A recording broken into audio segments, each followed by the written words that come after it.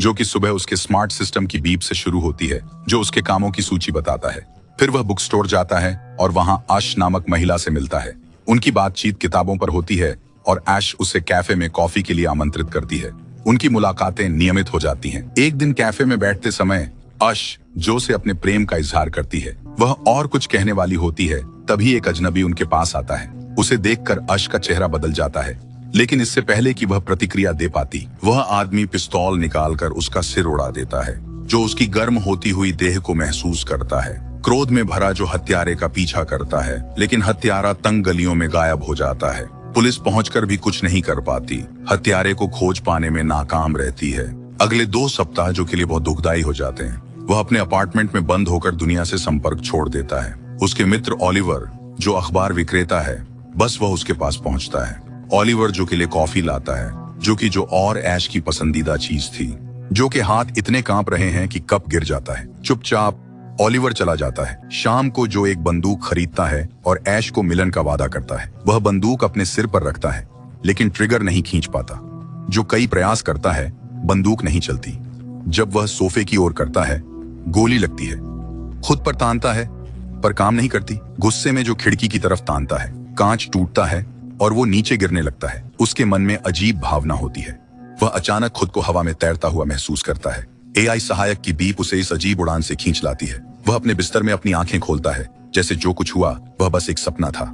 Electronic सहायक उसे सूचित करता है कि उसे ऐश से एक संदेश मिला है। जो जल्दी से लिविंग रूम में जाता है, जहां बंदूक मेज पर पड़ी होती है और सोफा पूरी तरह से ठीक होता है। घबराहट में वह नई संदेशों को स्क्रॉल करता हुआ सड़क पर भागता है। उसे अचानक अपने आसपास कुछ अजीब लगने लगता है। उसके पास से गुजरती एक महिला का चेहरा पुराने टेलीविजन स्क्रीन की तरह टिमटिमाता है। ऐश से संदेश एक के बाद एक आने लगते हैं, जो ओलिवर से मिलने का निर्णय करता है। ओलिवर एक साधारण व्याख्या सुझाता है, ऐश द्वारा पहले से रिकॉर्ड किए गए संदेश। जो हिचकिचाता है लेकिन संदेश खोलता है। रिकॉर्डिंग में ऐश उसे बुक स्टोर जाकर उसके नाम से ऑर्डर लेने के लिए कहता है। वहीं एक सूचना केंद्र में 2 ऑपरेटरों के साथ एक महिला जो को देखती है, जब वह बुक स्टोर पहुंचकर एक किताब लेता है। किताब के पहले पृष्ठ पर लविंग ऐश का नामांकन होता है। नामांकन पढ़ने के बाद जो अचानक सिर दर्द महसूस करता है। उसकी दृष्टि धुंधली हो जाती है, लेकिन लक्षण जल्दी गायब हो जाते हैं। वह जाता है अनजान कि कोई उसका पीछा कर रहा है। एक पर्यवेक्षक रिपोर्ट करता है कि जो कुछ पकड़े हुए है। महिला टीम को उसे खत्म करने और सामान लाने का आदेश देती है। ऑपरेटर्स एक समूह को जो का पीछा करने के लिए सक्रिय करते हैं। उसे ऐश से चेतावनी मिलती है कि वह खतरे में है। जो अपार्टमेंट की ओर दौड़ता है, दरवाजा बंद करता है, लेकिन हमलावर एक पैर से रोक देता है।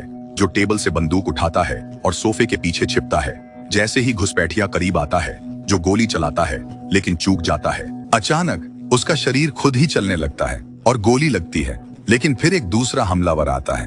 वह हाथों से लड़ाई करता है। उसका शरीर खुद से चलता है, प्रहार से बचता है। वह जीतता है, पर समझ नहीं पाता कैसे। अचानक वह स्क्रीन पर ऐश का चेहरा देखता है।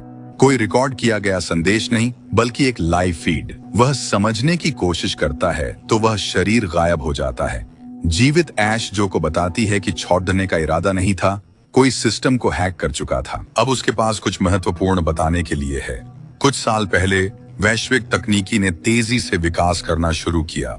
उन्नत मॉडलिंग से कृत्रिम बुद्धिमत्ता और आत्म शिक्षण मशीनों का निर्माण हुआ। इन नवाचारों को एक प्रतिभाशाली अभियंता हंटर ने तैयार किया था। हालांकि वे मुख्यतः मनोरंजन के लिए थे।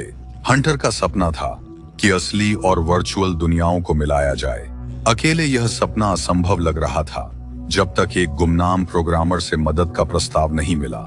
उनके साथ मिलकर उन्होंने पहला डिजिटल ब्रह्मांड DU बनाया, जो एक ऐसी प्रणाली थी जिसमें केवल वास्तविक लोगों की भावनाएं और इच्छाएं नहीं थीं। जब सिस्टम लाइव हुआ तो हंटर ने खतरनाक सर्जिकल प्रक्रियाओं से लेकर अत्याधुनिक हथियारों के परीक्षण तक के प्रयोग करने शुरू कर दिए। वह जल्द ही सिंटेक कॉर्पोरेशन के CEO बन गए और प्रगति को और अधिक तेज कर दिया। व्यक्तियों के सिमुलेशन बेहद लागत कुशल थे, पारंपरिक विधियों की तुलना में बहुत तेजी से परिणाम देते थे। इसके अलावा ये सिमुलेशन अविश्वसनीय रूप से विश्वसनीय थे। दशक के दौरान हंटर ने सैकड़ों संस्करणों का परीक्षण किया। ऐश जो को बताती है कि वह हंटर द्वारा बनाई गई कई वास्तविकताओं में से एक है। यह जानकारी उसे हिला देती है, क्योंकि वह समझता है कि वह एक डिजिटल इकाई है, जीवित व्यक्ति नहीं। फिर भी ऐश उसे एक इंसान की तरह प्यार करती है। वह बताती है कि वह एक वास्तविक महिला है जहां हंटर के प्रयोगों पर प्रतिबंध लग गया था। इसके चलते हंटर ने मूल सिस्टम को डिजिटल ब्रह्मांड में छुपा दिया, लेकिन ऐश ने वहां तक पहुंच बनाई और जो से मिली। वह उसे हंटर की एक फोटो दिखाती है और जो उसे ऐश के हत्यारे के रूप में पहचानता है। ऐश बताती है कि उसकी मौत के बाद हंटर गायब हो गया। अपने प्रशासनिक विशेषाधिकारों का उपयोग इस तरह से किया जो पूरे सिस्टम के लिए खतरा पैदा करता है। जितना अधिक भौतिकी के नियम कोड में उल्लंघित होते हैं, उतना ही अधिक सिस्टम अस्थिर हो जाता है। दूसरी फोटो देखते हुए जो ऑलिवर को छवियों के बीच देखकर दंग रह जाता है। ऐश बताती है कि ऑलिवर कई वर्षों से वास्तविक दुनिया में लापता है। यह जानकर कि वह डीयू में एक समाचार पत्र विक्रेता के रूप में काम करता है। वह सुझाव देती है कि उसका कियोस्क एक छिपे हुए निगरानी पोस्ट के रूप में हो सकता है, या तो डीयू तक पहुंच प्रदान करने या संचार केंद्र के रूप में सेवा करने के लिए। वह जो से ऑलिवर से मदद मांगने के लिए विनती करती है, क्योंकि उसका डिजिटल शरीर संभावना है कि पहले से ही प्रतिबंधित है। इस बीच एरिका हंटर की सहायक उसके लैब में जाती है, जहां वह एक अजीब क्रिस्टलीय गोले को संभाल रहा है। एरिका जो को खत्म करने में विफलता की रिपोर्ट करती है। वह सुझाव देती है कि आगे की बाहरी हस्तक्षेप को रोकने का एकमात्र उपाय है कि डीयू को सभी वैश्विक नेटवर्क से पूरी तरह से अलग कर दिया जाए। हालांकि इससे सिमुलेशन बंद हो जाएगा, जिससे करोड़ों आभासी निवासियों की तुरंत मौत हो जाएगी।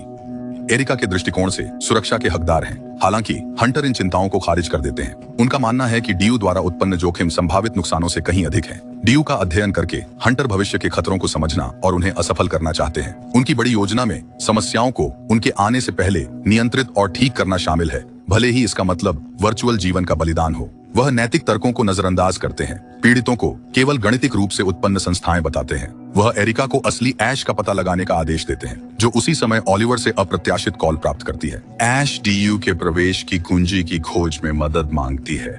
बातचीत बीच में रुक जाती है जब अलार्म सिंटेक की टीम के आने का संकेत देता है, जो ऐश को रोकने की कोशिश में है। वह अपने अपार्टमेंट से बच निकलती है, जबकि ड्रोन SDDDHकों पर निगरानी रख रहे होते हैं। वह ऑलिवर के आखिरी कॉल की जगह का पता लगाकर उसके घर पहुंचती है। वह उसे अंदर तभी आने देता है जब वह निहत्थी साबित होती है। ऐश बताती है कि कॉलेज के बाद उसने सिंटेक में विश्लेषक के रूप में 10 साल बिताए। जब उसे संदेह हुआ कि कुछ गड़बड़ है और उसने खोज की कि डीयू के लोग केवल एल्गोरिदम नहीं थे, बल्कि असल लोग थे जिनकी चेतना को सिमुलेशन में अपलोड कर दिया गया था। ऑलिवर ऐश की कहानी सुनकर और जो के प्रति उसकी भावनाओं की गहराई को देखकर मदद करने का निर्णय लेता है। उसे एहसास होता है कि वह एक साधारण तकनीकी समस्या से कहीं ज्यादा कुछ का सामना कर रहा है। यह असली लोगों के लिए जीवन और मृत्यु का मामला है, जो डिजिटल जेल में फंसे हैं। वह ऐश की मदद करने के लिए अपने सभी संपर्कों और ज्ञान का उपयोग करने का वादा करता है। सिंटेक के अपराधों का पता लगाया जा सकता है, जिससे उनकी वास्तविक दुनिया को सिमुलेशन के माध्यम से नियंत्रित करने की योजना को विफल किया जा सकता है। वह ऐश को एक होटल में छुपाता है और जो से मिलने का प्रबंध करता है। हंटर डीयू में घुसपैठ देखता है और ऑलिवर के खेल में आने की समझ प्राप्त करता है। इस बीच ऐश जो को अपने प्रेम का इजहार करती है और बताती है कि हंटर ने जब उसे मारा, उसकी डीयू तक की अनुमति खत्म कर दी थी। जो उसके इस रहस्योद्घाटन से हतप्रभ रह जाता है, अभी भी यह मानने में संघर्षरत है कि उसका अस्तित्व अवास्तविक और मृग तृष्णा है। अपने वास्तविकता पर विश्वास करने में जो संघर्ष करता है, क्योंकि उसका दुनिया का अनुभव टूटता है। हर हरकत, आवाज, भावना सतही महसूस होती है। ऐश उसके संदेह दूर करती है और उसे चूमती है। अचानक ऐश डीयू से बाहर खींच ली जाती है और वास्तविक दुनिया के कमरे में लौट आती है। ऑलिवर डीयू के मूल निर्माताओं में से एक समझाता है कि हंटर उन्हें देख रहा है। ऐश को हंटर और उसके कर्मियों से छिपना पड़ेगा, जो जानलेवा बल का उपयोग करने में नहीं हिचकिचाते। निराश होकर जो ऑलिवर की ओर मुड़ता है, जो एक भयानक सच्चाई का खुलासा करता है। हंटर किसी भी क्षण डीयू को बंद कर सकता है। ब्रह्मांड को मिटा देने पर जो अपना घर मानता है, हंटर मौजूदा डीयू को बनाए रखने के लिए संसाधन खर्च करने के लिए अनिच्छुक एक नया, अधिक उन्नत सिमुलेशन बनाने की योजना बना रहा है, जो और उसके सभी वर्चुअल दोस्तों को डिजिटल विस्मरण में छोड़ देगा। मुक्ति का एकमात्र मौका यह है कि अपने सिस्टम के बैकअप डेटा को खोजें और अपलोड करें, जो को असली बनने की अनुमति देगा। ऑलिवर जो को डेवलपर के रूम के बारे में बताता है, एक गुप्त स्थान डीयू में जहां प्रोग्रामर्स ने वर्षों पहले ईस्टर अंडे छोड़े थे। ये छिपी हुई कार्य क्षमताएं और बैकअप ब्रह्मांड के पैरामीटर को बदलने की अनुमति देते हैं, जिससे अतिरिक्त संसाधन मिलते हैं या स्थानों के बीच मूवमेंट की सुविधा होती है। जो किताब ऐश ने पहले जो को भेजी थी, उसमें ऑलिवर को पूरा डीयू का बैकअप मिलता है और उसे डेवलपर के कमरे तक पहुंचने की चाबी देता है। जो को इसे खोज कर डेटा अपलोड करना है और आभासी दुनिया से वास्तविकता में आना है। ऑलिवर वादा करता है कि वह इन कामों के बाद उससे आगे की निर्देशिकाएं प्राप्त करेगा। इसी दौरान वास्तविक जगत में ऐश अपनी जान बचाने के लिए संघर्ष कर रही है। वो एक नकाब पहनने वाले कार्यकर्ता से बचकर डंपस्टर के पीछे छुप गई है। तब एक मौका देखते ही हमला करके उसे निहत्था करती है। ऐश उससे डीयू के स्थान के बारे में पूछती है, लेकिन वह जानकारी नहीं देता। वह भागने में सफल होती है, लेकिन जल्दी ही हंटर के एक और एजेंट द्वारा पकड़ी जाती है। ऐश खुद को हंटर के ऑफिस में बंधा पाती है। वह हंटर पर कई आरोप लगाती है। हंटर उसकी बातों को हंसी में उड़ाता है, खुद को नैतिकता से ऊपर घोषित कर देता है और अपने डिजिटल संसार का देवता मानता है। कुछ समय उसे पीड़ा देने के बाद हंटर डीयू में ओलिवर का सामना करता है और उसे समाप्त करने की योजना की बात करता है, जिससे डीयू के निवासियों को बचने का मौका नहीं रहेगा। उसी वक्त हंटर के लोग वास्तविक दुनिया में ओलिवर का पता लगा लेते हैं और फायरिंग करते हैं, जिससे वह वर्चुअल स्पेस से डिस्कनेक्ट हो जाता है। इस बीच जो डेवलपर के कमरे में जाता है और कंप्यूटर चालू करता है। नियंत्रण पैनल छूते ही वह डेटा नेटवर्क में भेज देता है, जिससे सिंटेक में अलार्म बज उठते हैं। एरिका टीम को रोकने का आदेश देती है। जो अपलोड पूरा कर लेता है, तब वह खिड़की के बाहर दुश्मनों को देखता है। कुंजी से एक गोदाम खोलता है और वहां के हथियार नष्ट करता है।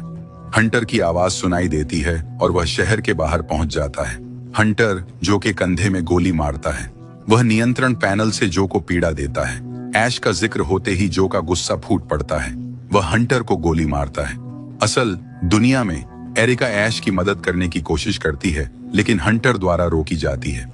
हंटर डीयू रिब्यूट की घोषणा करता है और ऐश को जो से अंतिम कॉल करने की इजाजत देता है। जोए ऐश के प्रति अपने प्यार का इजहार करता है। जब दुनिया उसके चारों ओर ढह जाती है, फोन गायब और सब कुछ अंधकार में, हंटर ऐश की हत्या का आदेश देता है, लेकिन उसकी मेज का गोला कंपन कर गायब हो जाता है। स्क्रीन पर ओलिवर बताता है कि अन्य ब्रह्मांड हैं। गोला के टुकड़े जोए का रूप लेते हैं, जो गार्ड को अप्रभावित करता है। एरिका हंटर की सेवा से मना करती है। जोए हंटर को गोली मारता है, जो गिर जाता है। अंत में जोए और ऐश फिर मिलते हैं। बाद में वे ओलिवर से मिलते हैं, जो समझाता है कि ब्रह्मांड स्तरों की एक प्रणाली है। उसने जो के कोड को ऐश के स्तर में स्थानांतरित कर दिया। ओलिवर अपनी गलतियों को स्वीकार करता है, लेकिन मानवता में फिर से विश्वास व्यक्त करता है। घर लौटकर ओलिवर अनुकूल परिणाम का एक पेय के साथ जश्न मनाता है और एक नए स्तर में गायब हो जाता है। द मैट्रिक्स की रिलीज के बाद आभासी वास्तविकता में मौजूद मानवता की अवधारणा स्वाभाविक रूप से व्युत्पन्न लगती है। इसके भावनात्मक और बौद्धिक प्रभाव को पार करने के लिए काफी प्रयास की आवश्यकता होती है, जो इस कहानी में केवल आंशिक रूप से प्राप्त होता है।